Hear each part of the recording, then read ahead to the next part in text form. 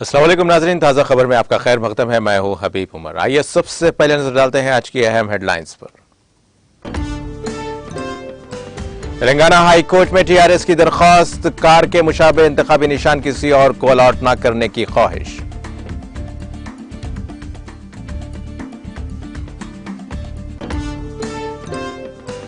Covid टीका ईजाद करने पर वजीर आजम को नोबेल इनाम दिया जाना चाहिए, तेलंगाना के वजीर केटीआर का तंज।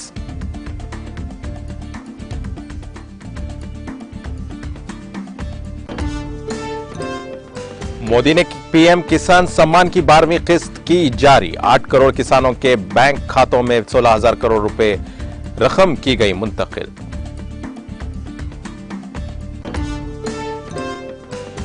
गांधी खानदान के साथ मेरा रिश्ता दलाइल से बालातर, राजस्थान के वजीर आला अशोक गहलोत का बयान।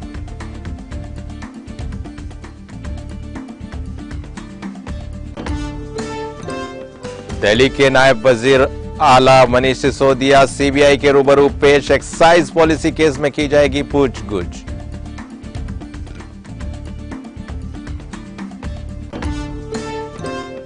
यूक्रेन की राजधानी कैफ पर ड्रोन हमले, रिहायशी इमारतों को नुकसान, सायरन बजने के बाद 3 धमाकों की सुनाई दी आवाज।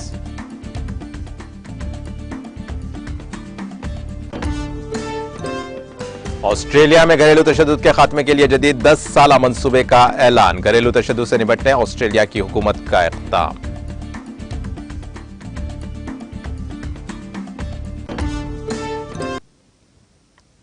और अब पेश है खबरों की तफसील।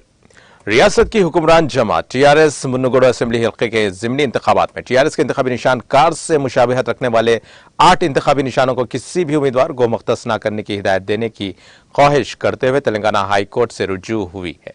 जराये के मुताबिक पीर को टीआरएस की जानिब से इस मसले पर हाई कोर्ट में लंच मोशन पिटीशन दाखिल की गई। बेंच ने लंच मोशन पिटीशन की समाअत करने से इनकार कर दिया। टीआरएस ने अदालत से कहा कि इलेक्शन कमीशन ने इस सिलसिले में अभी कोई फैसला नहीं किया है क्योंकि इंतखाबात 3 नवंबर को हैं। चीफ जस्टिस अजोल भोयान ने कहा कि इस अर्जी की समाअत कल होगी। वाज़ेह है कि इससे कबल ही टीआरएस ने इलेक्शन कमीशन से रुजू होते हुए इस मसले को पेश किया था। टीआरएस लीडर्स ने इलेक्शन कमीशन को बताया था कि इसके इंतखाबी निशान कार से मुशाबहत रखने वाले इंतखाबी निशान दीगर उम्मीदवारों को मुख्तस करने से टीआरएस के उम्मीदवारों को नुकसान हो रहा है। उन्होंने साबिक में हुए नुकसानात की तफसीलात को भी इलेक्शन कमीशन के इल्म में लाया था। इलेक्शन कमीशन की जानिब से उनकी दरख्वास्त पर कोई कार्रवाई न करने के बाद टीआरएस इस सिलसिले में हाईकोर्ट से रुजू हुई।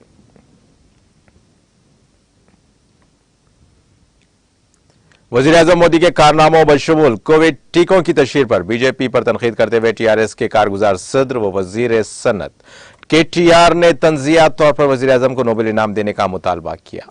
केटीआर ने मरकजी वजीर सयाहत जी किशन रेड्डी के इस बयान के बाद यह तंजिया रिमार्क की है जिसमें उन्होंने दावा किया था कि नरेंद्र मोदी ने बाहिम्मत तरीके से कोविड का टीका ईजाद किया है।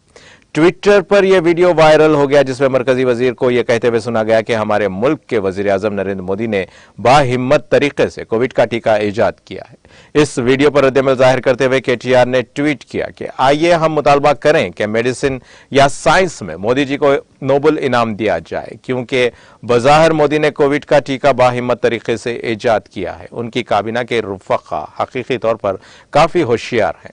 मुझे बिलखुसूस किशन रेड्डी की इस बात को कबूल करनी चाहिए। वज़ीर आज़म पर तंज को जारी रखते हुए उन्होंने ट्वीट किया कि मोदी जी नोबेल इनाम के किस जुमरे के मुस्तहिक हैं। नोबेल इनाम बराए मेडिसिन कोविड के टीके को ईजाद करने के लिए, नोबेल इनाम बराए माशियात नोटबंदी के लिए, स्विस बैंक से काला धन लाने के लिए, नोबेल इनाम बराए अमन रूस और यूक्रेन की जंग को 6 घंटे रोकने के लिए, नोबेल इनाम बराए फिजिक्स रॉडर थ्योरी के लिए। उन्होंने साथ ही मोदी की वीडियो भी शेयर की और कहा कि इन तमाम बीजेपी वालों के लिए जो ये महसूस करते हैं कि विश्व गुरु नोबेल से ज्यादा के मुस्तहिक है, मेरी मोदी जी को रुपये की कदर में गिरावट पर 2013 में उस वक्त की मरकजी हुकूमत पर तनकीद करने की अदाकाराना महारत पर नामजद करना चाहता हूं। कम अज कम भास्कर अवार्ड तो उनको दिया जाना चाहिए।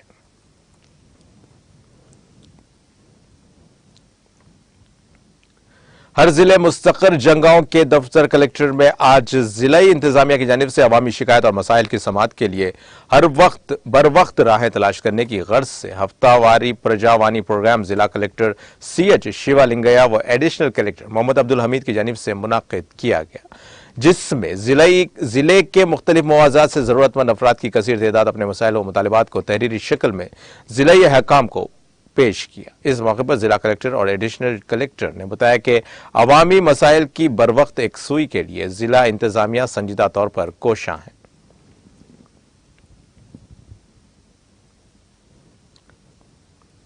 जिला निर्मल के खानापुर MLA अजमेर रेखा नायक के शौहर अजमेरा श्याम नायक बराह रास्त सियासत में दाखिले पर तवज्जो मरकूज किए हुए हैं। चूंकि आदिलाबाद की पार्लिमानी सीट के लिए रोज बरोज सियासी हालात के पेश नजर ST के लिए मखसूस हो गई है, ऐसा लगता है कि वो जल्द ही महकमे ट्रांसपोर्ट के अफसर के ओहदे से बाज़ाब्ता इस्तीफा देकर TRS पार्टी में शामिल हो जाएंगे और आदिलाबाद से इंतखाब लड़ेंगे। असेंबली की निशिस्त उनकी बीवी रेखा श्याम नायक रुकने असेंबली के तौर पर खानापुर से नुमाइंदगी कर रही है।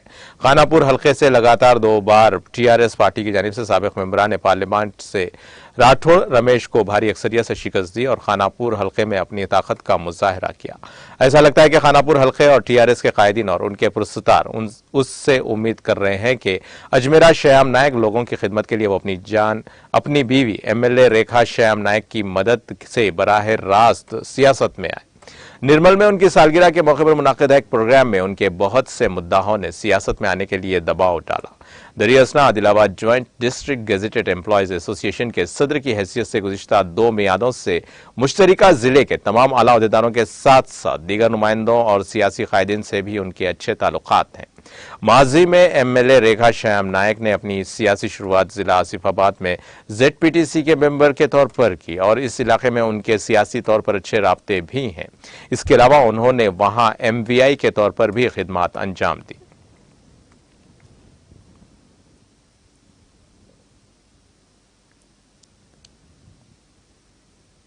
सिद्दीपेट जिले के मौजे इब्राहिम नगर में आज मुकामी अपनाए वतन में मजहब इस्लाम और मुसलमानों के ताल्लुक से मौजूद गलतफहमियों के इजाले और इस्लामी तालीमात से वाकिफ करवाने की गर्ज से अल हक सोसाइटी हैदराबाद के ज़रिए तमाम मुकामी गैर मुस्लिम हजरात के लिए आओ मस्जिद देखें प्रोग्राम दाई इस्लाम व मुबल्लिग मोहम्मद अब्दुल सत्तार की जानिब से मुनाकिद किया गया, जिसमें मुकामी अवाम की कसीर तादाद ने शिरकत करते हुए वाकफियत हासिल की। अमीर मुकामी जमात इस्लामी हिंद सिद्दीपेट मौलाना मोहम्मद अब्दुल कुद्दूस ने अपने रफ़क़ा मोहम्मद आबिद, मोहम्मद वहीदुद्दीन और दीगर के हमरा तेलुगु लिटरेचर और दीनी कुतुब पेश करते हुए मुताले की तरगीब दी। सदर सैयद मौलाना इमाम मस्जिद अब रमजानी और दीगर ने मुकामी सरपंच सुभाष गौड़ मंडल परिषद रुकन यादయ్య के अलावा मुकामी अवामी व कायदीन का इस्तकबाल करते हुए इस्लामी तालीमात और नमाजों के तरीके से मुकम्मल तौर पर वाकिफ करवाया। मुकामी अवाम ने अपनी खुशनुदी और मसरत का इजहार किया।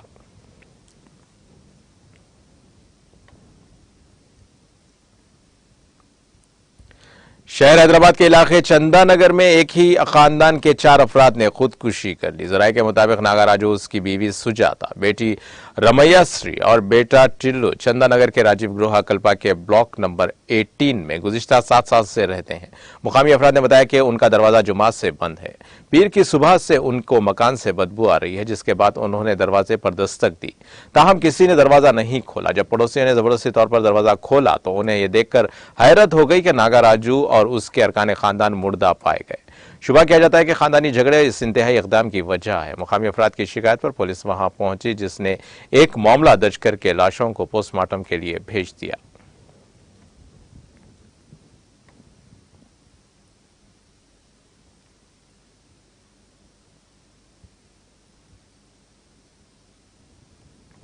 बाज अफराद की जानिब से कार को पीछे से मामूली टक्कर के बाद कार में सवार खातून ने कार से निकलकर हंगामा आराई शुरू कर दी। उसने एक शख्स को तमाचा रसीद किया और दीगर नौजवानों के साथ बदकलामी की। तेलंगाना के जिला रंगारेड्डी के मीरपेट में यह चौंका देने वाला वाकया कल शब पेश आया। बाद अज़ां इस खातून ने चप्पल से एक शख्स की पिटाई कर दी और कार की मरम्मत के लिए इससे रकम देने का मुतालबा किया। इस खातून ने कहा कि कुत्तापल्ली का सर्कल इंस्पेक्टर चंद्रैया उसका चचा है। इस वाकये के वक्त वहां मौजूद मुकामी अफराद ने मुतालबा किया कि यह खातून इस शख्स से मौजरत खाही करे जिसको उसने तमाचा रसीद किया था। इस वाकये की इत्तला के साथ ही पुलिस वहां पहुंची, जिसने खातून की कार को मीरपेट पुलिस स्टेशन मुंतकिल कर दिया।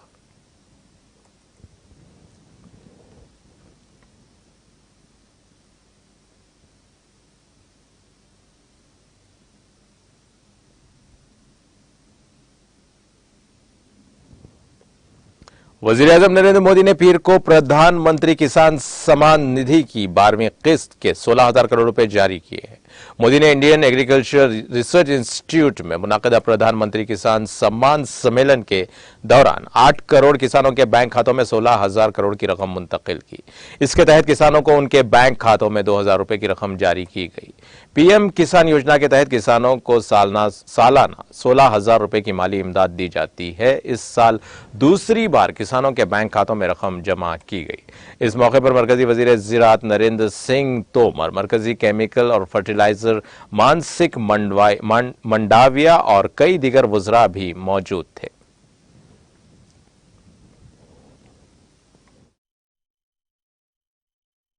भाई और बहनों, आज एक और बहुत बड़ी चुनौती है जिसका जिक्र मैं आप सभी किसान साथियों, हमारे इनोवेटर्स के सामने जरूर करना रहूं। आत्मनिर्भरता पर इतना बल मैं क्यों दे रहा हूं और खेती की, किसानों की इसमें क्या भूमिका है, ये हम सबको समझ करके मिशन मोड में काम करने की जरूरत है। आज सबसे अधिक खर्च जिन चीजों को आयात करने में हमारा होता है वो खाने का तेल है, फर्टिलाइजर है, कच्चा तेल है। इनको खरीदने के लिए ही हर साल लाखों करोड़ रुपए हमारे दूसरे देशों को देना पड़ता है। विदेशों में जब कोई समस्या आती है तो इसका बुरा असर हमारे यहां पर भी पड़ता है। अब जैसे पहले कोरोना आया, हम मुश्किलें झेलते झेलते दिन निकाल रहे थे, रास्ते खोज रहे थे। अभी कोरोना तो पूरा नहीं हुआ तो लड़ाई छिड़ गई। और ये ऐसी जगह जहां हम बहुत सी बातें वहां से खरीदते थे, जहां से ज्यादा हमारे पास जरूरतें थी, वही देश लड़ाइयों में उलझे हुए हैं। उन ऐसे ही देशों पर इन लड़ाई का प्रभाव भी ज्यादा हुआ है। अब खाद को ही लीजिए, यूरिया हो, डीएपी हो या फिर दूसरे फर्टिलाइजर, ये आज दुनिया के बाजारों में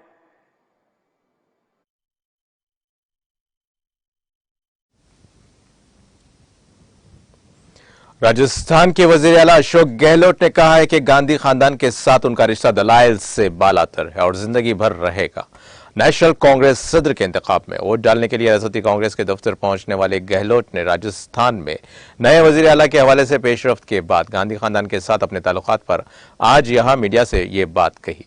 उन्होंने कहा कि मेरे और गांधी खानदान के दरमियान ताल्लुकात, जैसा कि विनो भावे ने एक बार कहा था कि मेरा और गीता माता का रिश्ता मंतिक से बालातर है, इसलिए मेरे और गांधी खानदान के दरमियान वही रिश्ता है जिसकी बात विनो भावे और गीता माता कर रहे थे कि अकलियत से बालातर एक रिश्ता है, वो रिश्ता मेरा गांधी खानदान का है, था और ताहयात रहेगा। कांग्रेस सदर के इंतखाब के बाद 19 अक्टूबर के बाद राजस्थान में वजीर आला को तब्दील करने के सवाल पर उन्होंने कहा कि वो इसका जवाब तभी देंगे जब मल्लिकार्जुन खड़गे कांग्रेस सदर का इंतखाब जीतेंगे। उन्होंने कहा कि 19 अक्टूबर के बाद भी गांधी खानदान के साथ उनका रिश्ता वही रहेगा जैसा कि पिछले 50 सालों से था। एक और सवाल के जवाब में वजीर आला ने कहा कि जब वो कांग्रेस के सदारती इंतखाब में तजवीज़ कुनिंदा बन गए हैं तो अपने उम्मीदवार के बारे में फोन करने में कोई हर्ज नहीं है। उन्होंने कहा कि वो इंतखाबी मुहिम नहीं चला रहे, लेकिन जब वो तजवीज़ कुनिंदा बन चुके हैं तो उन्हें अपने उम्मीदवारों के बारे में फोन करने का हक होना चाहिए, इसमें कोई हर्ज नहीं। गुजरात इंतखाबात पर उन्होंने कहा कि इंतखाबी नताइज का पता चल जाएगा, लेकिन मुल्क के वज़ीर आज़म नरेंद्र मोदी खुद कह रहे हैं कि कांग्रेस वाले हर गांव में खामोशी से काम कर रहे हैं, इंतखाबी मुहिम चला रहे हैं। इसका मतलब आप समझ सकते हैं कि कांग्रेस गांव के अंदर बहुत मजबूत है।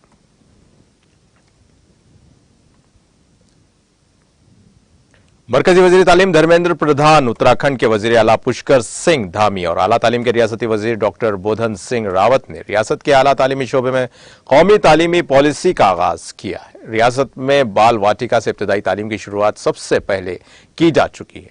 वज़ीर आला की रिहायशगाह पर वाक़ चीफ सेवक सदन में आला तालीम के तालीमी सेशन 2020 और 22 के लिए कौमी तालीमी पॉलिसी 2020 का आगाज किया गया। इस मौके पर मरकजी वजीर प्रधान ने मुल्क में सबसे पहले कौमी तालीमी पॉलिसी 2020 को नाफिज करने पर उत्तराखंड हुकूमत को मुबारकबाद दी।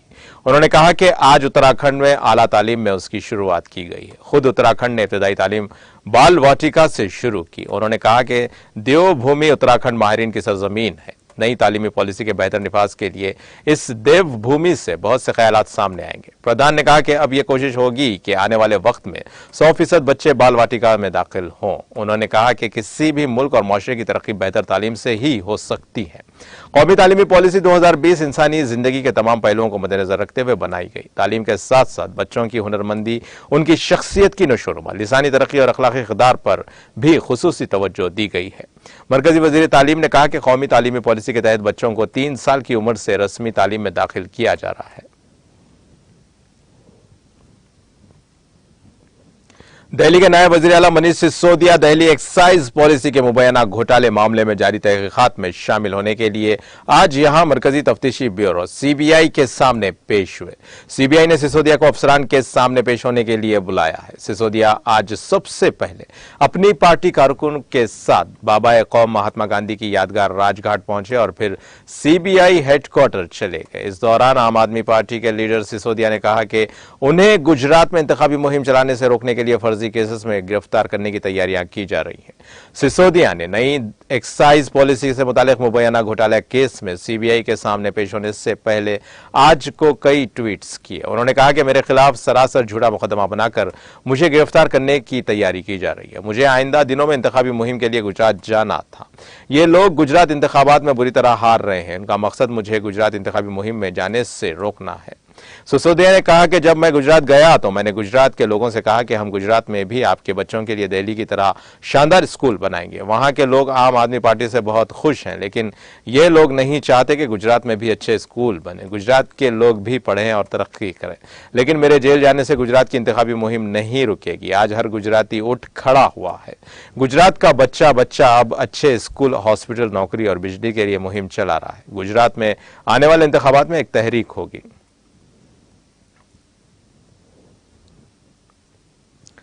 आम आदमी पार्टी ने इल्जाम लगाया है कि भारतीय जनता पार्टी के मरकजी तफ्तीशी bureau CBI, enforcement directorate ED Delhi के नायब वज़ीर आला मनीष सिसोदिया को गुजरात इलेक्शन तक जेल में रखेगी, लेकिन आपका हर कारकुन कुर्बानी देने को तैयार है। आपके चीफ तर्जुमान और एमएलए सौरभ भारद्वाज ने एक प्रेस कॉन्फ्रेंस में कहा कि मिस्टर सिसोदिया को आज सीबीआई गिरफ्तार करना चाहती है।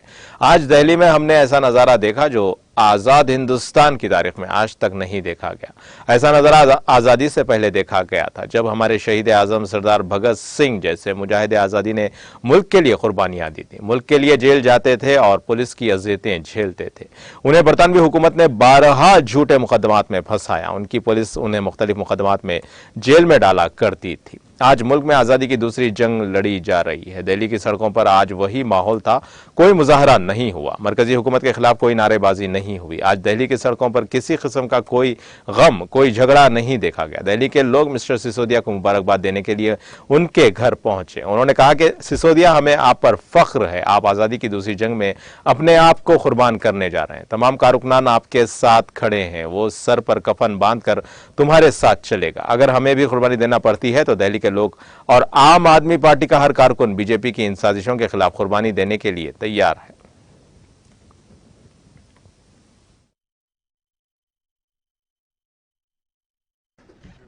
दोस्तों, जैसा कि आप लोगों को जानकारी है कि आज मनीष सिसोदिया जी को सीबीआई गिरफ्तार कर रही है और आज दिल्ली में हम लोगों ने ऐसा नज़ारा देखा जो आज तक आज़ाद हिंदुस्तान के इतिहास में कभी नहीं देखा गया। हमारा मानना है कि जब तक गुजरात के चुनाव नहीं हो जाते, मनीष सिसोदिया जी को जेल में रखा जाएगा और 8 दिसंबर को जब गुजरात का रिजल्ट आएगा तो मनीष सिसोदिया जी को केंद्र सरकार की सीबीआई और ईडी छोड़ेगी। 8 दिसंबर को जेल के ताले टूटेंगे, मनीष सिसोदिया छूटेंगे और हम सब की तरफ से मनीष सिसोदिया जी को बहुत बहुत बधाई।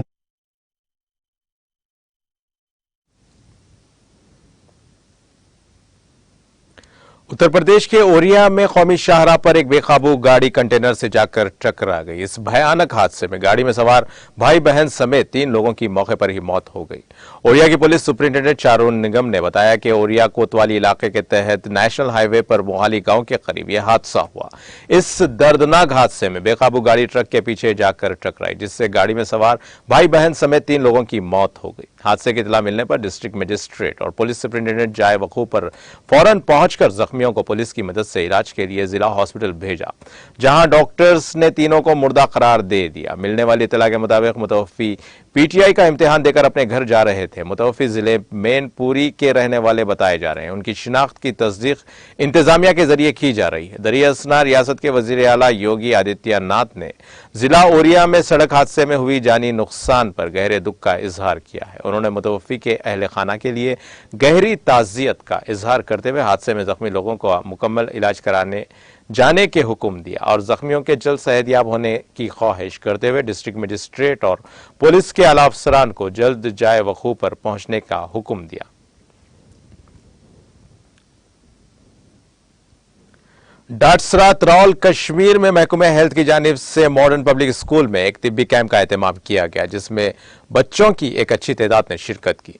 इस मौके पर माहिरीन सेहत ने बच्चों की तिब्बी जांच करके उनमें मुफ्त दवाएं तकसीम की। एक ओहदेदार के मुताबिक यह कैंप नशा मुक्त भारत अभियान के तहत chief medical officer Pulwama, block medical officer Tral और जोनल मेडिकल ऑफिसर डाटसरा की हिदायत पर मुनाकिद हुआ।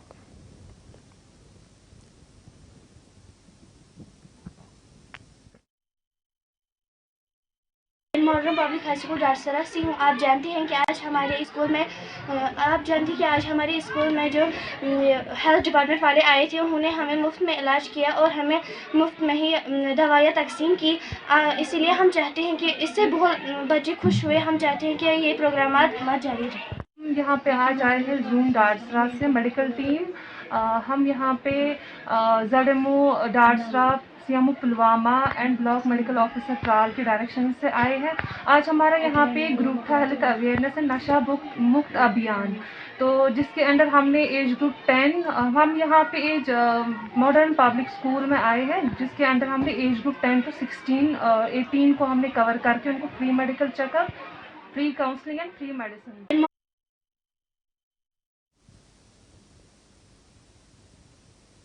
Election commission of India ECI ने बीजेपी लीडर जावेद कुरैशी के अलावा जम्मू कश्मीर से ताल्लुक रखने वाले 10 दीगर लोगों को सितंबर 2023 तक मुनाकिद होने वाले किसी भी इलेक्शन के लिए नाअहल करार दिया है।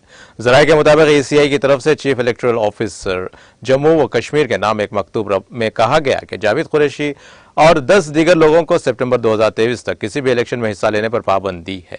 इन उम्मीदवारों ने साल 2019 में लोकसभा सीट के लिए इलेक्शन लड़े थे, लेकिन ये उम्मीदवार मुकर्ररा वक्त के अंदर इलेक्शन पर आने वाले खर्चे की तफसीलात पेश करने में नाकाम हुए थे, जिसके बायस उन पर किसी भी इलेक्शन में हिस्सा लेने पर 3 साल पाबंदी आयद की गई।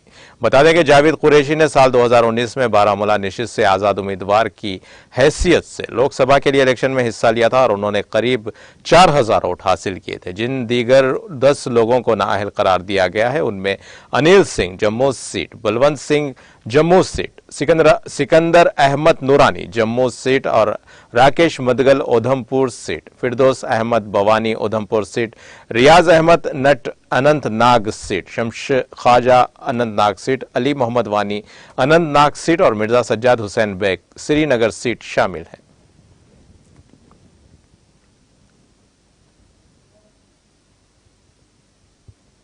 पुलिस ने सरहदी जिले कुपवारा के करनाह इलाके में एक शख्स को असला व गोला बारूद समेत गिरफ्तार करने का दावा किया है। एक पुलिस तर्जुमान ने अपने एक बयान में कहा कि मुसद्दिका इतला मौसूल होने पर पुलिस और फौज एक मुश्तरका टीम कपवारा के हाज तेरा करनाह में मोहम्मद शफी, शेख वल्द अली अक्सर शेख के मकान की तलाशी की। उन्होंने कहा कि पूछताछ के दौरान मोहम्मद शफी ने इंकशाफ किया कि उसने एक सिलाई मशीन में कुछ असलाह गोला बारूद छुपा रखा है। उनका बयान में कहना था कि मज़कूरा शख्स के इंकशाफ पर मकान की तलाशी के दौरान एक पिस्तौल, 2 पिस्तौल मैगजीन, 11 गोलियां और 2 ग्रेनेड बरामद किए गए, जिसके बाद मोहम्मद शफी को गिरफ्तार किया गया। पुलिस बयान के मुताबिक इस ज़िम्मन में मोहम्मद शफी के खिलाफ एक केस दर्ज किया गया और मजीद तहकीकात शुरू की गई है।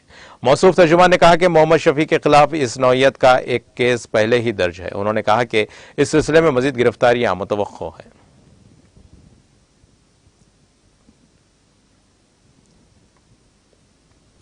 यूक्रेन की राजधानी केव में हवाई हमले के सायरन बजने के बाद कम से कम 3 धमाकों की आवाज सुनाई दी। बीबीसी ने कहा कि धमाका मुकामी वक्त के मुताबिक सुबह करीब 7 बजे हुआ। उनमें से एक शहर के दरमियान में मालूम हो रहा है।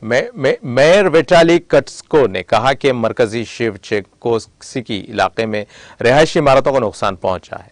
सदर व्लादिमीर जेलेंस्की के दफ्तर के चीफ एंट्री पर कहा कि हमले में मुबैना कामिकेज ड्रोन से किए गए हैं। ये हमला एक हफ्ता पहले किए गए हमलों के बाद किया गया, जब केव पर रूसी मिसाइलों के जरिए हमला किया गया और कौमी सतह पर उस हमले में 19 लोग मारे गए थे।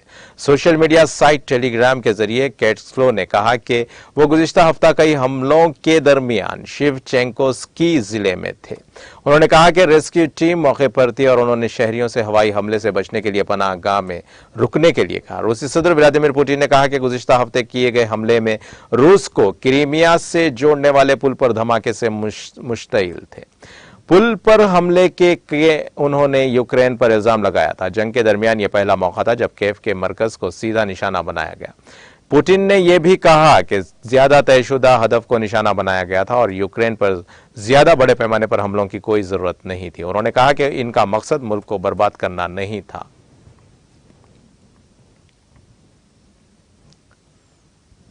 ऑस्ट्रेलिया की हुकूमत ने घरेलू तशद्दुद के खात्मे के लिए एक कौमी मंसूबे का ऐलान किया है। समाजी खिदमत की वजीर इमिंडा रिचवर्थ और खवातीन की वजीर केटी गिलाघर ने रियासती और इलाकाई हुकाम के साथ पीर को खवातीन और बच्चों के खिलाफ तशद्दुद के खात्मे के लिए 10 साला कौमी मंसूबा शुरू किया।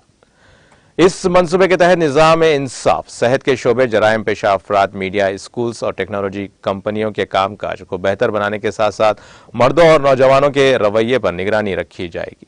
रिचवर्थ ने कहा कि हम अब ये तब्दीलियां लाना चाहते हैं ताकि खवातीन और बच्चों की अगली नस्ल तशद्दुद से पाक माशरे में रह सके। हमें पूरे माशरे में पायदार और इज्तिमाई कार्रवाई की जरूरत है। उन्होंने कहा कि ये कौमी मंसूबा घरेलू खानदानी और जिनसी तशद्दुद के खात्मे के लिए दहाइयों पर मुहित एक इंतहाई जरूरी अज़्म की नुमाइंदगी करता है। Mona gender and family violence prevention centre की डायरेक्टर केट फिट्जगेब ने इस मंसूबे को आलमी सतह पर मारूफ करार दिया। मोहतरमा केट ने कहा कि इस तरह की स्कीम्स मुतासरीन को आज़ादाना तौर पर सांस लेने में मदद देती हैं।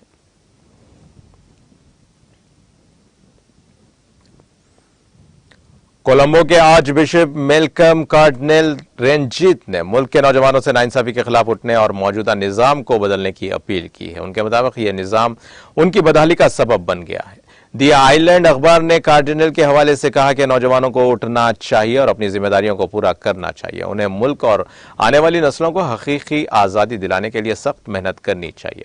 हमें मुस्तकबिल के लिए मुल्क को बचाने के लिए इकट्ठा होना चाहिए। उन्होंने कहा कि हम इस मुकाम पर पहुंच चुके हैं जहां अब हमारी आज़ादी महदूद होती जा रही है। हम जानते हैं कि जमहूरी हुकूक के लिए खड़े होने वाले नौजवान या तो जेल में हैं या अदालतों में। यह जमहूरियत नहीं है। उन्होंने कहा कि यह वाज़ेह है कि हमें एक नए विजन की ज़रूरत है ताकि हम अपने इख्तिलाफात पर काबू पा सकें और एक नए श्रीलंका की तामीर के लिए भाइयों के तौर पर इकट्ठे हो सकें। मुजाहिरों में शामिल लड़कियों और लड़कों का यही मुतालबा था कि मौजूदा दौर में निज़ाम को तब्दील करें। मेरे ख्याल में यह एक माकूल दरख्वास्त है। हमें सोचने के नए अंदाज के साथ एक नए निज़ाम के लिए जाने की ज़रूरत है। उन्होंने कहा कि कार्डिनल ने कहा कि बरतानिया से आज़ादी के बाद 74 साल तक श्रीलंका के सियासी लीडर्स ने अवाम का सोचे बगैर सिर्फ अपनी और अपनी हिफाजत का सोचा है। उन्होंने कहा कि हमने जो सियासी और माशी आज़ादी हासिल की है उसे तबाह करके हम एक गरीब कौम बन चुके हैं।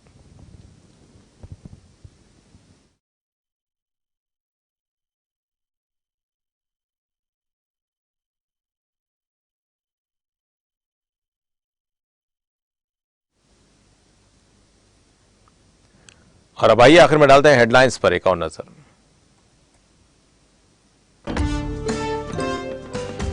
तेलंगाना हाईकोर्ट में टीआरएस की दरखास्त कार के मुशाबे इंतखाबी निशान किसी और को अलॉट न करने की ख्वाहिश।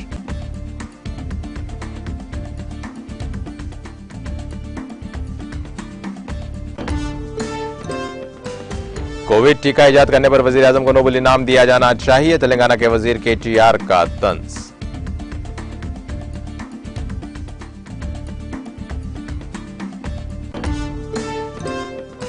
मोदी ने पीएम किसान सम्मान की 12वीं किस्त की जारी, 8 करोड़ किसानों के बैंक खातों में 16,000 करोड़ रकम की गई मुंतकिल।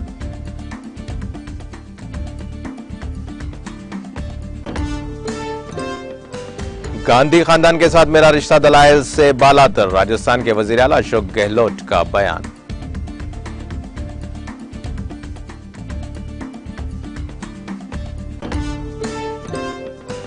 दिल्ली के नायब वजीर आला मनीष सिसोदिया सीबीआई के रूबरू पेश, एक्साइज पॉलिसी केस में की जाएगी पूछताछ।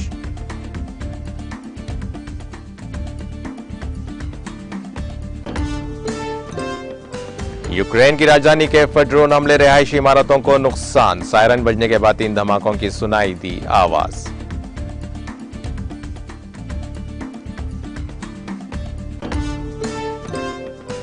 ऑस्ट्रेलिया में घरेलू तशद्दुद के खात्मे के लिए जदीद 10 साला मंसूबे का ऐलान, घरेलू तशद्दुद से निपटने ऑस्ट्रेलिया की हुकूमत का इक़दाम।